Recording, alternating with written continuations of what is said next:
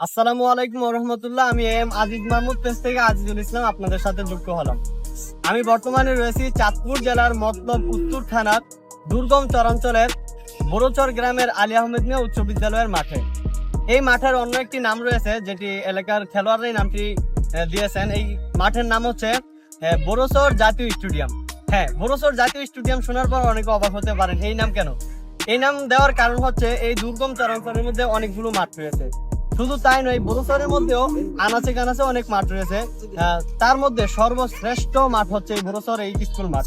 এই মাঠে প্রত্যেক বছর শীতের সিজনে ফুটবল সিজনে ফুটবল ম্যাচ এবং ক্রিকেট সিজনে ক্রিকেট ম্যাচ, প্রত্যেক বছরই দুটি ম্যাচ অনেক সুন্দর একটি অনুষ্ঠান করে থাকেন এলাকার গণ্যমান্য ব্যক্তিরা, যেখানে দেখা যায় বিভিন্ন এলাকা থেকে এবং নদীর ওই পার থেকে অনেক দর্শক খেলা দেখার জন্য এই মাঠে উপস্থিত থাকেন।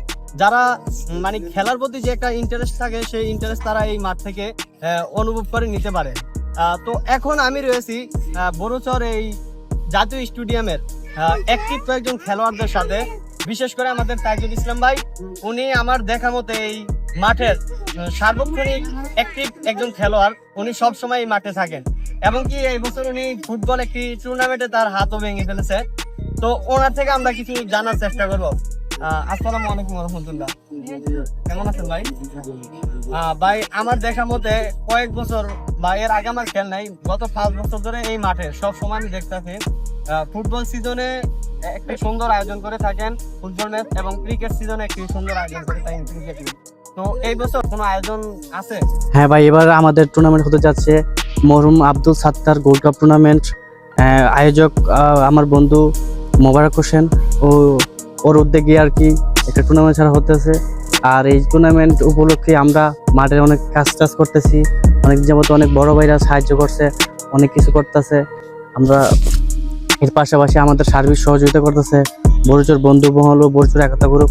তাছাড়া আমাদের যারা আছে এলাকার ছোট ভাই বড় ভাই উভয় অনেক বাইরে আমাদের হেল্প করতেছে আর কি। খেলাটি উদযাপন হতে যাচ্ছে কবে ভাই?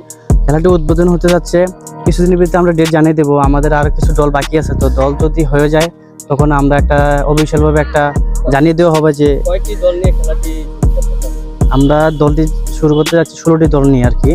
কয়টি হয়েছে? 10টি অলরেডি হয়ে গেছে, তো আর 6টি দল বাকি, সম্ভবত হয়ে যাবে কিছুদিনের ভিতরেই।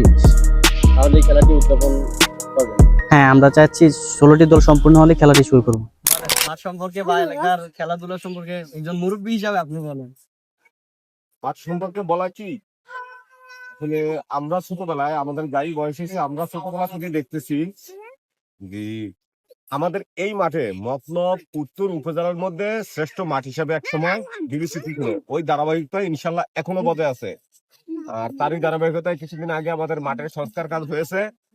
আমাদের ছোট ভাই বড় ভাই সবারই সার্বিক সহযোগিতায় মাঠের সংস্কার কাজ হয়েছে।